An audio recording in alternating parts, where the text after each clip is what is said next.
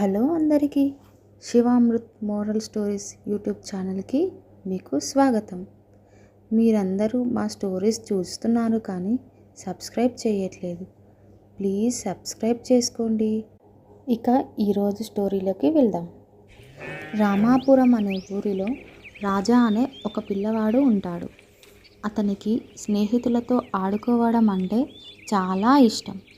ఒకరోజు రాజా మరియు అతని స్నేహితులు వారి ఊరిలోని నది దగ్గర ఆడుకుంటున్నారు.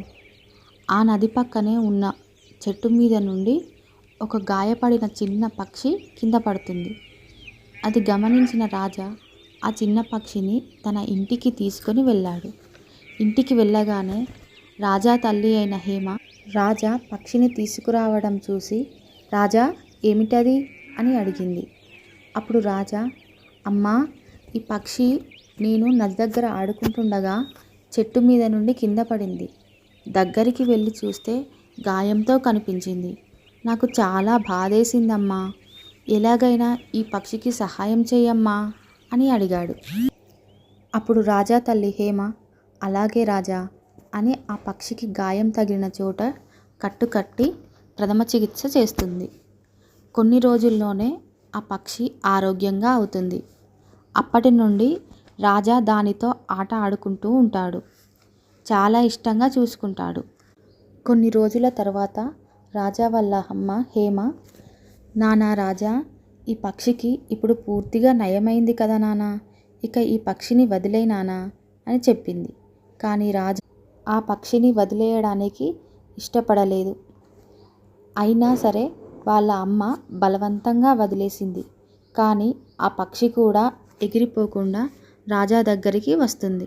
దానితో వాళ్ళ అమ్మ ఆశ్చర్యంగా చూస్తూ, సరేలే ఉండనివ్వు అని ఒప్పుకుంటుంది. మరోవైపు ఆ చిన్న పక్షి అయిన తల్లి పక్షి తన బిడ్డను వెతుకుతూ ఉంటుంది. ఒకరోజు ఆ తల్లి పక్షి తన బిడ్డను వెతుక్కుంటూ రాజా ఇంటి వద్ద తన బిడ్డను చూసి సంతోషిస్తూ తన బిడ్డని పిలుస్తుంది.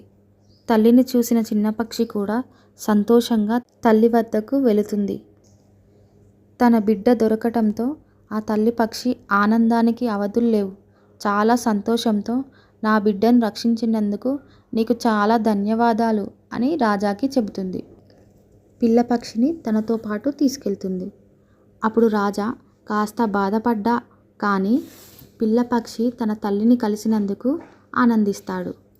అప్పుడు అక్కడే ఉన్న తన తల్లి హేమ రాజాతో ఇలా అంటుంది, రాజా, కొన్నిసార్లు మనకు ఇష్టం ఉన్నా కానీ నచ్చిన దానిని విడిచిపెట్టడం అనేది ప్రేమ మరియు దయ అనే స్వభావం మనకు ఉండటం వల్ల వదిలేస్తాము. నీకు చాలా దయ మరియు ప్రేమ ఉన్నాయి రాజా అని రాజాని కౌగలించుకుంటుంది. ఈ కథ మొత్తం మీరు విన్నారు కదా. ఇప్పుడు మీకేమర్థమైంది? స్వార్థం లేని ప్రేమ మరియు దయ ఉంటే మనకు నచ్చిన వ్యక్తులనైనా సరే వదిలేయటం వల్ల నిజమైన ఆనందం కలుగుతుంది.